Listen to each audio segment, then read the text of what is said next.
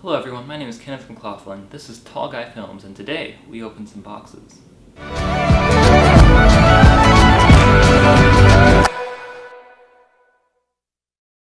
So, unboxings aren't something I normally do. In fact, this is the first time I've ever done an unboxing. But a week ago, I ordered some stuff, and today I just got back from school play, literally like 10 minutes ago. And the stuff was here, so I wanted to open it, and I wanted to film it because this is all stuff related to film, and I'm actually going to be doing a couple videos right here, I believe. It'll make sense why I think this is what this is in a second, but this is Sennheiser pair of earbuds, and this is two things. It's a GTX 960, which is a GPU, so obviously those of you who are familiar with that know why I don't think this is the GTX 960. But this is the GTX 960, and also I've got just a display adapter because I have an old EVGA monitor that I still use, and GTX 960 does not have a VGA output, so I need an adapter. So let's get started. Let's actually get started with the Sennheiser earbuds. So these, I'm going to be doing a full review of these. These are a pair. They're normally, or their retail price is supposed to be $40, but right now they're selling for like $25 or $30, which is really nice. And supposedly they're a really, really nice pair of earbuds. So I'm just going to be doing an in-depth review of these. I'm going to be looking at their performance, how comfortable they are, how they work as just listening to music type earbuds, but also say you need like a lightweight portable pair of cheap pair of audio monitors, whether on set or if you're doing some traveling and you need to do some audio related work, how will these work as that? So I'll be looking at their accuracy of sound, the quality of sound, all that stuff. So let's go ahead and open these up. And I was right, these are the Sennheiser earbuds. It would be really awkward if I opened this and there was just a graphics card in there. So these are the Sennheiser earbuds. Not super fancy, I mean, they don't look like anything special, they look like earbuds. But I'm gonna hold off and I'm gonna actually bring them out of the packaging a little bit later. But now, let's open the big package, which is what I'm really excited about. Get the GTX 960. There's something else in here. I'm going to be really mad. Like, I just open it up and it's just an empty box, or there's just the display adapter in here. I'm going to be really mad. So let's hope that, for the sake of my sanity, that there is a GTX 960 in here. And it does, in fact, appear that there is. Okay, here's the packing list. Alright. Product description. These descriptions are really undescriptive. Adapter, Kobach, okay, VGA, EVGA, GTX 960. Okay, so according to the packing list, I think this stuff is in here. Okay, yep, here we go. All right, here's the adapter. Not super fancy, it's just a display port to VGA so I can hook up my monitor. And here is the thing I'm really waiting for. GTX 960! Woo! 4GB model. And, you know what, I'm gonna go ahead and talk about the GTX 960. Now, some of you might be wondering, well, why do you have a GPU? You said this stuff was related to film, and you know, the Sennheiser earbuds kind of relates to film, it makes sense, but why do you have a graphics card? Well, right now, right across from me, my current workstation is a XPS 8700, and it came with a GT 720, and I found that for 4K video editing, the GT 720 that came with the computer really isn't powerful enough. So I wanted an upgrade. So why the GTX 960? Well, for starters, some of you might be wondering, well, you're using that as a workstation, why didn't you get a workstation graphics card? And for those of you that don't know, both AMD and NVIDIA actually have two lines of graphics cards. AMD has Radeon, but also they have FirePro, and NVIDIA has their GeForce cards, but they also have their Quadro cards, and the FirePro and Quadro line of cards are workstation cards. They're designed for use in workstations for video editing, rendering, 3D animation, those kinds of things. but I got a GeForce gaming card. Why?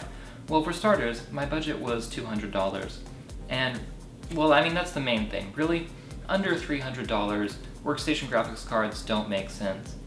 A graphics card, a gaming graphics card and a workstation graphics card with the same specs, the workstation graphics card will be much more expensive, and that's because professionals who buy workstation graphics card expect a lot more out of them than gamers do. Odds are, if you're a gamer, you don't expect weeks of non-stop 100% performance out of your graphics card. You're not going to be running it at full throttle for days on end non-stop. So workstation graphics cards, actually, you're paying a premium for premium parts that are more reliable, and so it really doesn't make sense for me.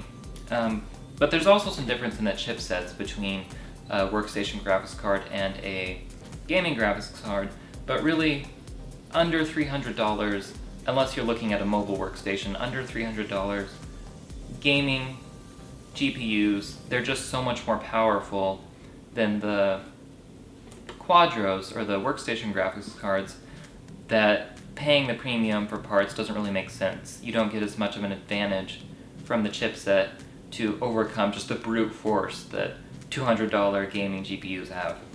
Now, the other question some of you might be wondering is, why did you get an NVIDIA card, not an AMD card?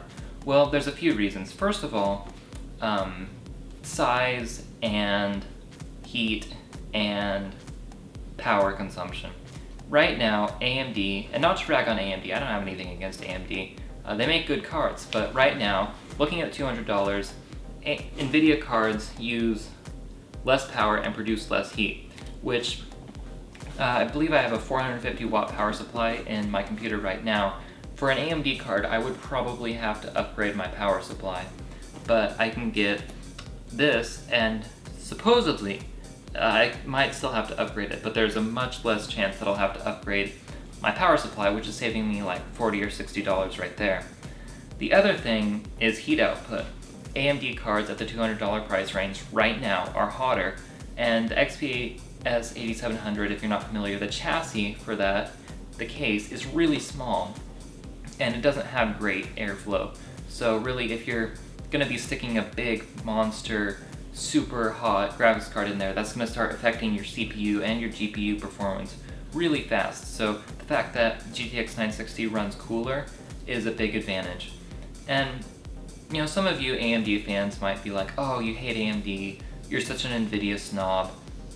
No, I mean, I'll get to a second why I only use NVIDIA cards, but really, the fact that NVIDIA cards produce less heat and use less power is a fact, and it's just because NVIDIA's current line of cards is newer than AMD's.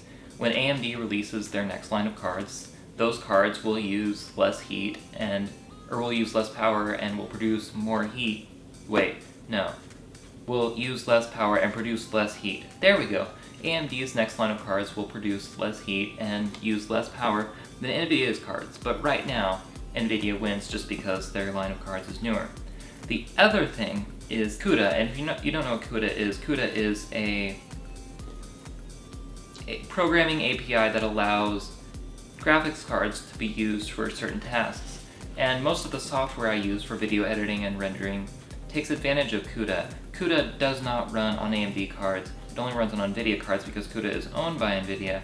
So if I were to buy an AMD card, I wouldn't be able to take advantage of GPU acceleration in most of my programs, so it would just be a waste of money.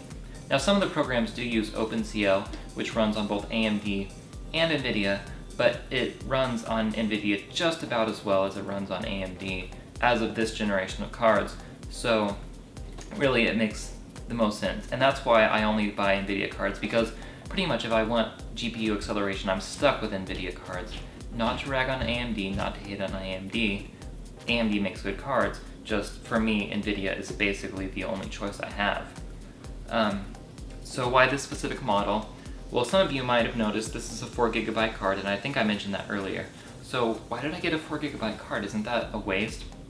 For gaming it is, because the GTX 960 isn't powerful enough to run 4K gaming, which is about the only place you need 4 gigabytes of VRAM outside of perhaps open world games or games where you have super high texture settings. But for the most part, 4 gigabytes doesn't make sense for gaming. But for workstation performance, it actually does, because for 4K video editing, you really need as much VRAM as you can get. And in fact, I've been doing some tests on my GT720, and I'll talk about why I'm doing those tests a little later on.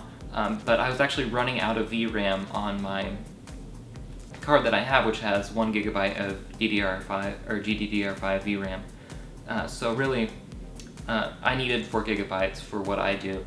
Now, actually, one of the programs that actually led me to making sure I got a 4 gigabyte card is DaVinci Resolve. And DaVinci Resolve has the most in-depth single document manual I've ever seen for any piece of software. And it has a whole section on the components that you should invest in if you want to build a workstation that you're going to be using DaVinci Resolve on. And one of the things that they recommend, they have a whole subsection on choosing a GPU. And one of the things they explicitly state is if you're going to be doing 4K video editing, you need 4 gigabytes of VRAM. And like I said, I've been doing tests on the graphics card I have right now, and I know I'm going to need this much VRAM. The other thing, why this form factor, because if you can't tell right now, this is a EVGA SC, which is not a full-size graphics card. It's about 2/3 of the size of most graphics cards. The reason I chose this graphics card is, again, the XPS 8700, which is the case I have, the computer I have. It is not a big case, it's small. It can fit a full-size GPU, and in fact, it ships with a full-size GPU in some models. But if you have a full-size GPU in there, you're pretty much have no access to the hard drive base, which I switch out hard drives a lot. I need access to the hard drive base without taking out my GPU. So I didn't really want to mess with a full-size GPU. I wanted a half-size GPU. Well, not really half-size, but smaller form factor GPU. So, yeah. So, I mentioned earlier that I'd be saying what exactly I was doing those tests on the GT720 for. And the fact is that I'm actually going to be doing a video, and I talked about the video I'm going to be doing with these guys, about their performance, but with this guy, I'm actually going to be doing a comparison. I'm going to be doing a bunch of different benchmarks, workstation-related benchmarks, on the integrated graphics I have, the GT720 I have in there right now, and then this guy, the GTX 960, and I'm going to be comparing the workstation performance of this to lower-end cards. So really, if you're looking for, maybe you think you need a GPU upgrade for your workstation, I'm basically going to be showing what benefits you'll get from having a more powerful graphics card, basically. So, that is what I'll be doing. Alright, it's moment of truth time. Now I'm actually going to swap out my GTX 960 and see if it powers up. Now, I said earlier that my power supply should be enough for this, but now we're actually going to try that. So first, obviously, I'm going to shut down my computer. Obviously, graphics cards are not hot swappable. You can't just pull one out and put a new one in while the computer is powered on. Here we go. Come on, Windows 10. Alright, shut down. So we're going to wait for that to shut down. Let's shut down anyway. Got my GTX 960 right here that I'm going to put in. Actually, I do need to grab one thing. Oh wait, it's right here. Never mind, I don't need to grab it.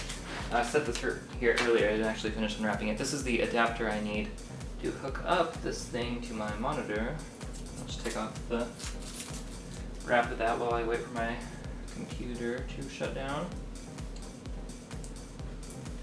Now we're going to unplug this guy. Obviously, I don't want to get electrocuted.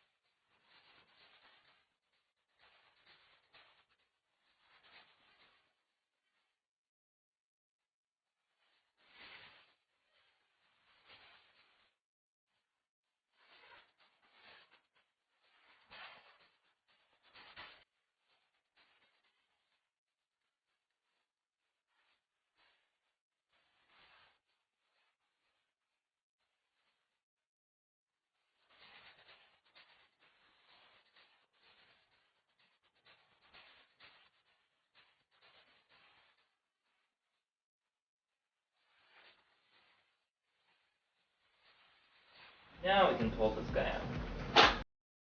And there it is. My old, very small GT720, which served me well up until now, but now it is time for it to go in place of this bad boy. So, first thing, I'm just going to line this up.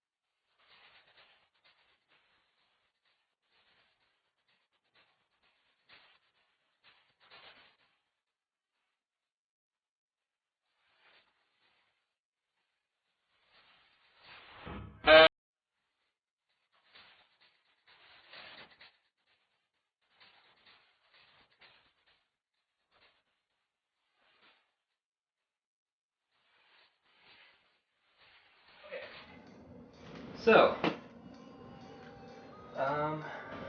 let's hook this up. Hook up my monitor to my adapter. And then we can boot, and hopefully it'll boot, but knowing my track record, it won't. Alright. Something will go wrong. Alright, gotta plug back in. Power. Alright. So now we'll actually find out if it boots. Might not, might not, you know. You never really know. So we'll see if it posts. We're not getting any beeps or errors. One of my monitors is my TV, which is why you're hearing that right now. Screen. Hey, we have a Windows 10 boot screen, so far so good. I'm actually gonna pick up the camera real quick, do some really bad freehanding. But you can see it right there. That is a Windows 10 boot screen. So we are officially starting up. Now, I actually have to go to work, like, pretty quickly here, which is depressing, a little bit. But when I get back, I'm actually going to run the stress test on this to make sure that this is stable, like this, and then, yeah, and so that's that. But so far, it looks like it is booting. Just kidding, I'm back. So it turns out that my second display is not being detected, which is a pain. Actually, my primary display, which I actually want to be using, is not being detected. Okay. It just popped up. Okay, so there it is. Originally, everything was displaying here on my TV, but now, as you can see, it's actually showing up really weirdly on my monitor. But now there's like almost nothing. But it looks like everything is getting detected, so now I just get to play around in the settings and see what's going on. So I got it working. I did the almighty reboot, and as you can see, both monitors are exactly how I had them set up to work. That being my primary, that being my secondary. Everything looks dandy. So now, actually, as you can see, I'm actually in my work clothes. Turn around so you can see. I'm in my uniform. Actually, I have to go like in 5 minutes, but I want to test this, so I'm gonna fire up a couple things. First of all, is GeForce Experience. It's probably gonna want to do some driver stuff, so I'm gonna open up that guy, and then also I'm going to open up. As you can see, my background is actually a GTX 960. It's been that way for a while. I remember why I originally made it. Alright. Anyway, I gotta go into stress testing. Where are you? Firmware. There we go. For those of you who don't know, FurMark is basically a GPU burn-in test, stress testing. So basically, I'm going to make sure that my GPU is running just fine, even when I ramp it up to full. And so basically it's just rendering something really complicated. And damn, I ran this on my GT 720 and it was skipping all over the place. But this is actually smooth. I've never seen FurMark running smooth on my computer. It's hopping and skipping a bit here and there, but I'm actually impressed with how good this looks. It doesn't look like GeForce Experience is firing up, so I'm going to try. Like, I can actually do other things while FurMark is running. That's impressive. And it looks like everything there, GeForce Experience is starting up, but everything looks good. The fan is just now ramping up. The GPU is at like 96% and the fan is running at 13%. It's starting to ramp up now, but I mean, that just tells you about how cool this runs and how power efficient it is. I put my hand under the fan and like you can barely feel any air coming out.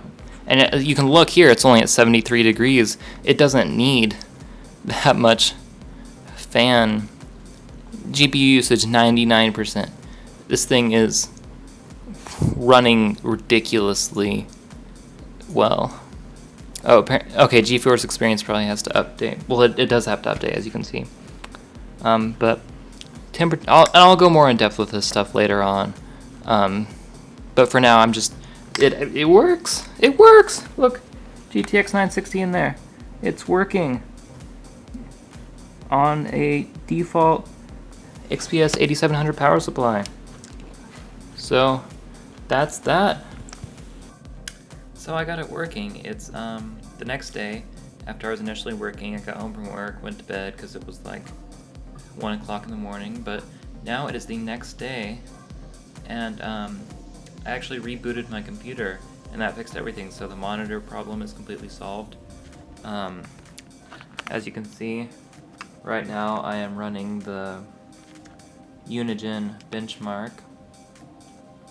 So you can see that sexy ultra high quality image there on the screen, getting about 50 FPS, which is crazy because that was about what I could get on low settings with my last card, and this is like maxed out settings. But you can see sort of the card is right there. It fits pretty well. You can see there's quite a bit of space right here. This is what I was concerned about. I was concerned if the card went all the way right here, it'd be blocking this off, especially with the access to these cables. But I got it in there, and definitely having that smaller card was a big help for fitting that. But that's pretty much it. So I got it working, and I've already run a bunch of benchmarks. So I'm gonna keep benchmarking, and then I'm gonna put everything together, and then I will have my full review of the workstation performance of the GTX 960. So thanks for watching.